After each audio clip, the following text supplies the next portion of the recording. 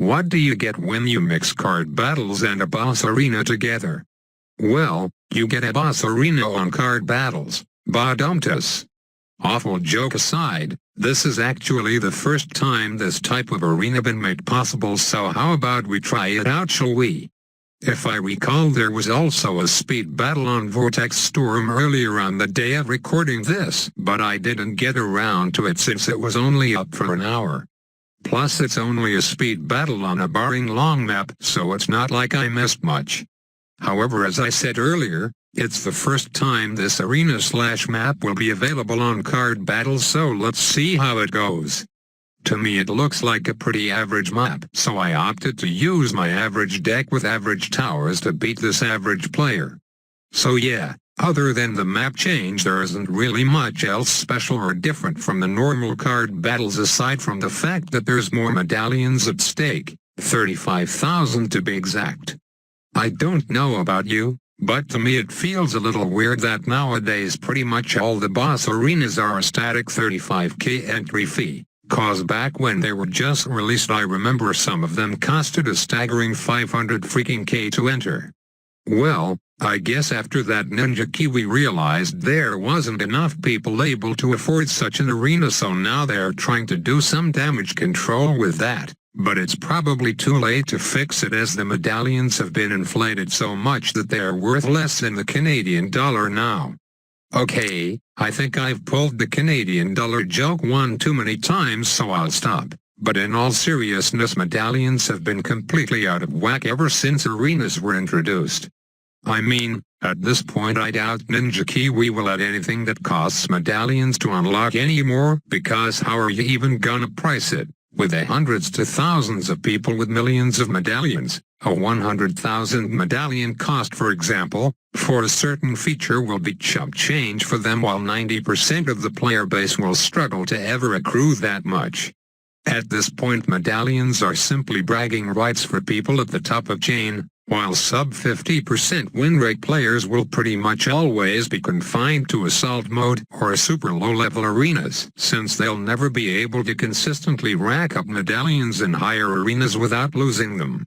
So yeah, I could probably talk about this medallion problem for days, but why do that when someone else has already said the same things, and I'll leave it to someone else in the comments to post the source. Didn't mean to make this video a complaining with ISAB episode, so sorry about that, but damn, I just wanted to get it off my chest cause medallions feel so freaking worthless. I got a few more minutes left in the tank, so hope you don't mind if I touch on another problem with arenas, in which the problem is the number of concurrent arenas are too damn high, especially since the introduction of card battles. Look at it this way. There's about 4 or 5 arenas you can join in the card battle mode, and another 8+ for the battle arena section. Don't forget the assault mode, club assault and defend mode also, which adds up to around 15 total arenas. And that's just splitting the player base up way too much, I feel, although it's no problem in the small arenas with thousands of players. You really start to notice it once you get higher up and the current player count is less than 100. And that ends up messing up the matchmaking algorithm and pairing you with either a way worse or way better player, because there's no one else for the matchmaker to pair you up with. Again, I'm only grazing these topics instead of going in depth with them, since I didn't intend for the video to be like this, but when there's nothing new, what else you can talk about? Other than the game, which I'll bring up near the end. Anyways, don't you guys feel battles is in need of, I don't know, a system that actually determines your true skill and not one that ranks you based on the amount of games you can play in 1 week? AKA a ranked ladder. That way we can kill 3 birds with 1 stone by 1, not diluting the player base. 2. Actually being able to pair you with similar skill level players, because there's only a single queue. And 3. A way to show your actual skill, of course. As it is now, you just need to win at least 51% of your games to rack up medallions and play the highest possible arena, which was meant to be for good players only. But you see how this system is flawed, because you don't have to be super good to enter it. A lot of the time Crucible is the highest medallion arena, but because of insane medallion inflation from arenas like BFB Coliseum and these bosses, as well as the weekly competition award, it's just flooded with mediocre players, meaning if you want to play battles to have intense games with similar skill level players, you're better off just joining King of the Hill. But if you don't want to join an unofficial tournament/ladder and just want a quick skillful game, then I'm afraid you have no options until a real ranked mode comes.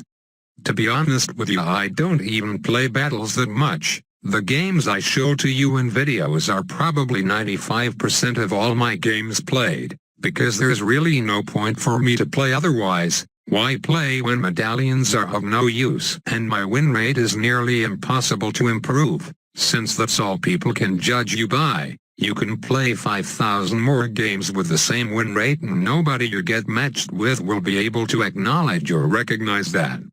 God damn it, I'm still salty about that change, and more so the fact that it's been 5 months and still no fix. Looks like we'll just have to live with it. But yeah, to summarize everything, down with arenas, up with ranked ladder mode, and fuck the win-loss change. All is forgiven though as long as there is a ladder mode. I'd grind the shit out of it all day every day because I want to be the best like no one ever was. /end commentary. I'll leave you guys off with the second game and I'm sure you can tell it's been super intense so far, so don't take your eyes off that screen until it's all over with. It looks like we might end up going late game, which is bad for me because I actually modified this deck to make it more mid-game rush-oriented, and as such I have no real late-game tower. Rip me if I can't kill this guy before then. As always, comments and discussion are appreciated. I really enjoy reading the long thought-out ones as opposed to the garbage first comments. Also 1,000 likes for an Easter egg. Have a dreadful day.